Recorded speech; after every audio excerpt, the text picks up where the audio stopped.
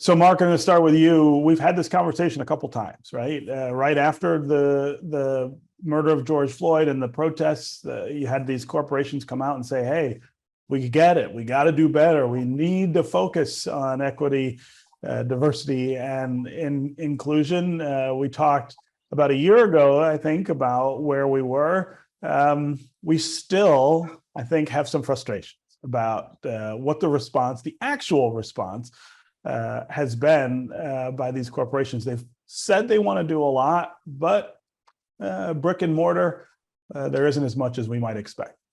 I think that's a very accurate statement. Let's just circle back 2 years ago, if we could, for a quick moment. Obviously, after the George Floyd situation, we saw a huge increase in commitment statements, and people were making that verbal commitment, if you will, to hiring DEI professionals at that point in time. Let's fast forward to today, and it's very mixed results. It's actually somewhat frustrating in terms of the progress to date. Let me just give you a specific data point here. Recently, a survey was done by the Creative Investment Research of the 271 U.S. companies or corporations that made DEI pledges. Now, financially, since that racial injustice, if you were a couple of years ago, since the summer of 2020, these corporations estimated to pledge some $67 billion, estimated to pledge $67 billion behind DEI. Through the beginning of this year, only $652 million have actually been spent. That's less than 1%. And that's part of the frustration that we're seeing. There was a lot of gung-ho excitement and commitment to it, but we put the dollars to the metal, so to speak, those dollars are not coming through. And Nikki, one of the things that's also happening is that people are finding themselves in these roles in corporations and finding that maybe they're not all that they're chalked up to be, and they're leaving. Talk about some of the frustrations that are associated with just the idea of introducing these positions and these ideas into a corporate space that, let's be honest, is just not used to it. Yeah, that's a great question. So I belong to two large, like national organization, or not, it's kind of an informal group of DEI practitioners. And I also facilitate one myself. And Mark has spoken twice, and that he was a hit. And, because he will give it to you. He comes with that data and he gives it to you raw, leads with stats. But I'll tell you what's happening now is we saw the trend of the bandwagoning post May 25th, 2020, when the world stopped spinning on its axis for 10 minutes. And so these businesses, these organizations across all industries were clamoring and with these chief diversity officers, CDO positions. And so now we've revisited, here we are 2 years later, and the feedback from my fellow practitioners in these groups they are very frustrated. And I'm not going to use an absolute and say all. Some have made tremendous strides and really moved that needle, but others are really frustrated and feel that they were set up to fail, where they have no budgets. So that means no professional development. And everyone knows that this industry, I've been in it now collectively for 17 years, that is one of the fastest evolving industries. So you have to keep up with trends. So that means you have to, get certifications or join, organizations and with like-minded. So yeah, that's where they are right now. And in the beginning, I remember when I was having conversations with them, I'm like, why the dashes and the slashes? Like it would be CDO / talent acquisition / account manager, I remember just getting not angry, but just, I was questioning it. Now they're grateful for it, because now that the whole wave has kind of calmed down, they're able to return back to their, TA positions or their accounting positions or their marketing positions or whatever it was.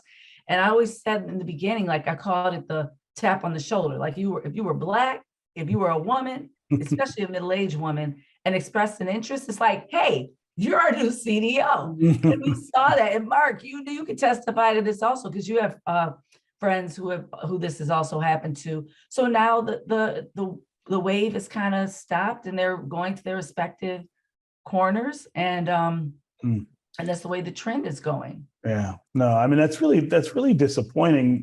Mark, is this about a commitment that was harder to fulfill than these corporations thought it would be?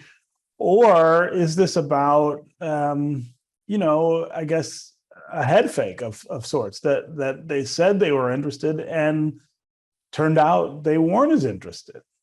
I think this is an issue with people overly excited. I put that in quotes, meaning that we have to do something, we have to do something, we have to do something without properly planning for it. And it was almost a knee-jerk reaction to what happened in May of 20. And what Nikki is saying is spot on. A lot of people who that were brought into these organizations, and I'm just generalizing right now, okay, just generalizing. Some people quite candidly were not prepared to take these positions. And so what the organizations were doing, there was a knee-jerk reaction. They brought them in. And then when the people came in, to Nikki's point, there was a lot of frustration. The average tenure of a person coming into it has declined from 3.1 years in that position to 1.8 years in less than a 2-year window. So think about that. So bottom line, it was a knee-jerk reaction, I think. And as a result of that, there was not a proper planning. And what we're seeing right now is a direct result of not having appropriate plans and resources in place. Yeah. One of the things that I think is really key to the success of people in these roles, of course, is the senior management environment at these corporations, right? And in a lot of cases, you still got senior management that doesn't reflect the general population. There aren't enough women, there aren't enough people of color. Nikki, I wonder if you can talk about maybe the distinction between places that have done better with overall diversity and then introduce this idea of a DEI officer, and places that still, I guess, are struggling with that concept or just not really embracing it.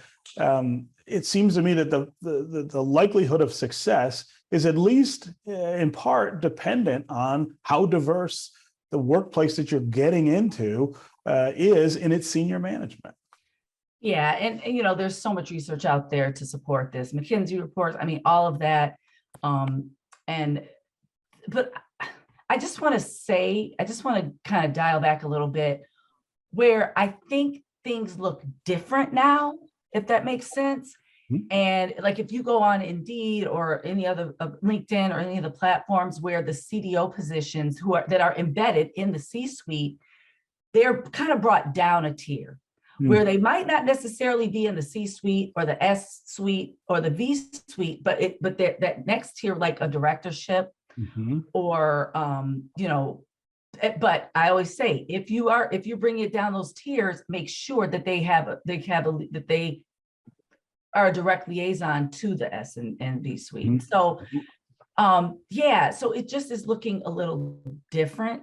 I'll say that. And also I'll say too, in the industry's slight defense, now companies are trying to wrangle in this remote work, so everything is shifted to that, where now, employers and companies are like, okay, we're bringing everyone back, and now they're losing people. So it's just this whole, so I think it's shifted to that. Again, I am defending, but I'm not defending the industry. But yeah, it's just, and Mark, I don't know if you can. If I can just chime in for a second, because all this is a direct result, a lot of factors very briefly. And what we're seeing here in terms of not that the lack of connectivity from the senior management down, in some cases, that employees are beginning to feel alienated. And so even the word DEI, if you use the word diversity inside of an organization, you have some employees they're becoming offended by that word. And because they feel as though the organization has not necessarily embraced it. They may have verbally embraced it, but it has not been socially embraced throughout the entire organization.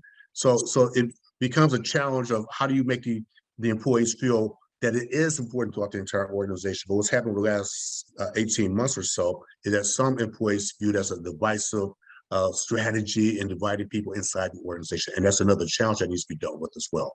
Yeah, and to kind of piggyback what Mark is saying, and what I'm seeing, Stephen, now is the employees are flipping it and holding the ELT teams and senior leadership accountable Hmm. and calling them out, as we see on, all these different platforms where they're being very vocal. And especially, I'm pro-millennial, so I don't want to seem like I'm an anti, but they're really driving this narrative. Like, you made all these declarations, 2 years ago, Black people, we love you, we stand by you. And some friends that I know personally were given promises.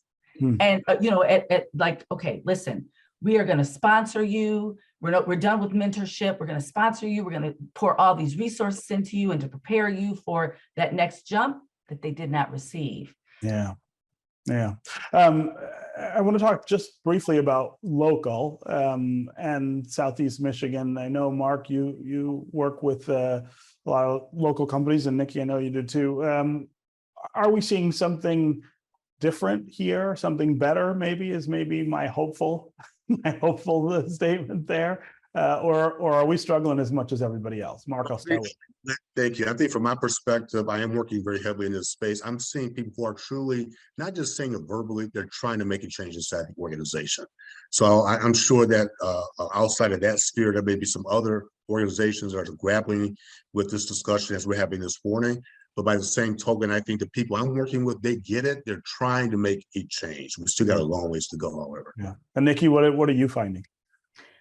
I'm seeing, like I said, it's slowed down a little bit and it looks different. And I have clients literally from coast to coast. Everywhere, So right. yeah. And I'm seeing that there are some industries more than others that are, sustaining their commitment. But then, like I said, now things have kind of shifted back to figuring out how they're going to manage all the remote and stop the bleeding from employees with the great resignation they're dealing with as well. So it's a lot of different variables, but I'll say the momentum's there, is just lessened. Yeah. Okay. All right. Mark Lee, Nikki Pardo. Couldn't have had two better voices to talk about this issue. Thanks so much for joining us on American Black Journal. Thank you very for the much. Appreciate it. opportunity. All right.